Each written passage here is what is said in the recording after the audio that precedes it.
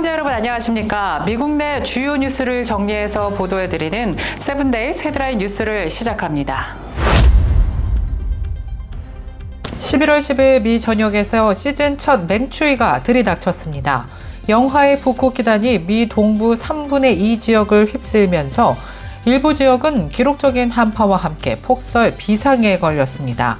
특히 따뜻한 남동부 플로리다까지 기온이 급락하면서 비상에 걸렸습니다. 국립기상청 예보에 따르면 북극에서 내려온 차가운 기단이 미 동부 지역을 완전히 뒤덮었습니다. 이리호 주변에서는 상대적으로 좁은 지역에 폭설을 쏟아내는 호수효과, 눈 현상에 대한 특별 경고가 발령됐습니다. 이로 인해 지역별로 엄청난 눈의 편차가 발생했습니다. 시카고, 미시간, 인디애나, 위스콘신에서는 주말부터 눈이 내리기 시작했으며 인디애나주는 최대 11인치, 위스콘신주 일부 지역은 최대 6인치, 시카고에도 6인치 눈이 예보돼 위험한 도로 상황이 연출되었습니다. 이미 지역 일부는 주말 동안 4인치에서 5인치 이상의 눈이 쌓인 상태입니다. 오하이오와 웨스트버지니아와 켄터키주에서는 한파 경보가 발령되었습니다. 당국은 주민들에게 난방에 주의하고 야외 활동을 자제하며 특히 노숙자 및 취약계층의 안전에 각별히 신경을 써줄 것을 당부했습니다. 트럼프 대통령이 자신의 핵심 경제 정책인 관세 부과의 정당성을 거듭 강조하고 나섰습니다. 특히 관세 수입을 통해 모든 국민에게 최소 $2,000의 배당금을 지급할 수 있다고 주장하며 현재 대통령의 관세 부과 권한을 검토 중인 연방대법원을 향해 작심 발언을 쏟아냈습니다. 그는 기업들이 미국으로 몰려드는 건 오로지 관세 덕분인데 대법원은 이런 현실을 모르냐면서 대체 무슨 일이 벌어지고 있는 건가라고 비판했습니다.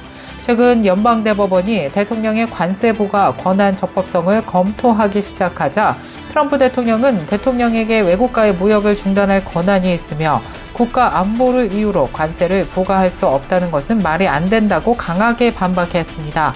트럼프 대통령은 고소득층을 제외한 모든 국민이 관세 수입으로 최소 $2,000의 배당금을 받을 것이라고 주장하며 이 모든 성과는 오로지 관세 덕분에 가능했다고 강조했습니다.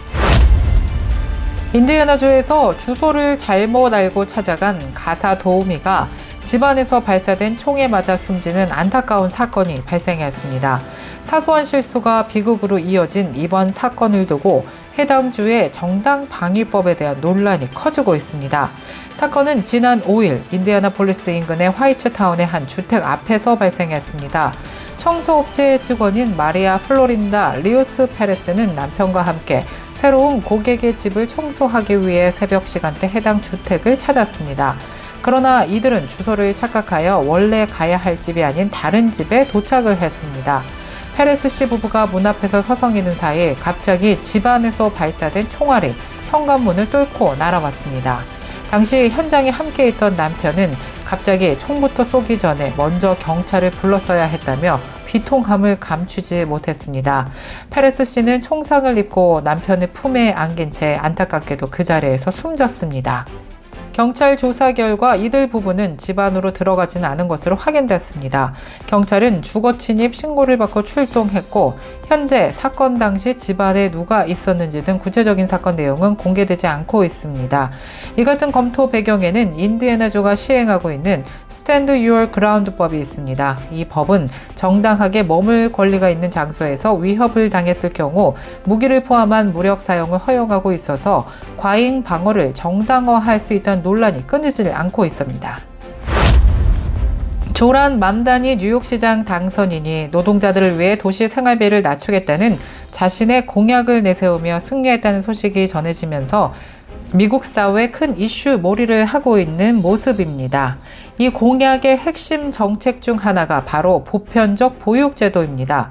조란 맘다니 당선인은 이 제도가 없었기 때문에 지난 4년간 뉴욕시 경제가 $200억 이상 손실을 입었다고 주장했습니다. 이는 어머니들이 직장을 떠나고 가족들이 높은 양육 비용 때문에 뉴욕시를 아예 떠난 데서 비롯되었다는 분석입니다. 맘다니 당선인은 보편적 보육을 실현하기 위한 구체적인 방안을 제시했습니다. 교육부 공간 공유와 상업용 임대료 보조 및 규제 완화 등을 통해 더 많은 보육센터를 개설할 방침입니다. 보육교사의 임금을 공립학교 교사 수준으로 인상해서 전문성을 높이고 보육의 질을 확보하겠다는 계획도 포함했습니다. 다만 맘다니 당선인은 선거 캠페인 동안 아직 구체적인 프로그램 총비용은 제시하지 않았습니다. 코스트코가 자사 브랜드인 와인 약 94만 병을 긴급 회수하고 있습니다. 소비자제품안전위원회 발표에 따르면 코스트코는 자체 브랜드인 커클랜드 시그니처의 스파클링 와인인 발도비아덴의 프로세코 DOCG 약 94만 병을 전량 리콜한다고 밝혔습니다. 문제가 된 와인은 2025년 4월부터 8월까지 판매된 제품으로 개봉 전에도 와인병이 깨지면서 파편이 튀는 사고가 잇따라 발생했기 때문입니다. 현재까지 미국 내에서 최소 10건의 파손 사례가 보고됐으며 이 중 1명은 파편에 맞아 부상을 입은 것으로 전해졌습니다. 해당 리콜 제품은 일리노이, 아이오와 미시간, 인디애나, 미주리 등 미국 내 12개 주에 걸쳐 코스트코 매장에서 판매됐습니다. 가슴 아픈 소식입니다. 지난해 7월 애리조나주에서 2살 된 어린 딸을 뜨거운 차량 안에 방치해 숨지게 한 아버지가 선고 공판을 불과 하루 앞두고 지난 4일 스스로 목숨을 끊은 채 발견된 소식이 뒤늦게 전해졌습니다. 이 아버지는 아이를 방치하는 동안 비디오 게임에 몰두했던 것으로 드러나 더욱 큰 충격을 주고 있습니다. 사건은 2024년 7월 애리조나주에서 발생했습니다. 당시 36세였던 아버지 크리스토퍼 숄츠는 자신의 2살 된 딸을 뜨거운 차 안에 남겨둔 채 집 안으로 들어갔습니다. 검찰 조사 결과 솔츠 씨는 딸이 잠든 것을 확인하고도 다시 차로 돌아가지 않고 수시간 동안 비디오 게임에 몰두하고 성인 비디오 영상을 시청한 것으로 드러났습니다. 한여름 땡볕 아래 차량 내부 온도는 치솟았고 결국 어린 딸은 열사병으로 안타깝게 사망했습니다. 방치 시간은 무려 7시간에 달했던 것으로 알려졌습니다. 숄츠 씨는 이 비극적인 사건으로 인해 2급 살인 및 아동학대 혐의로 기소됐습니다. 그는 당초 무죄를 주장했지만 재판 과정에서 혐의를 인정하고 최대 징역 30년을 선고받는 조건으로 검찰과 감형 협상을 맺었습니다.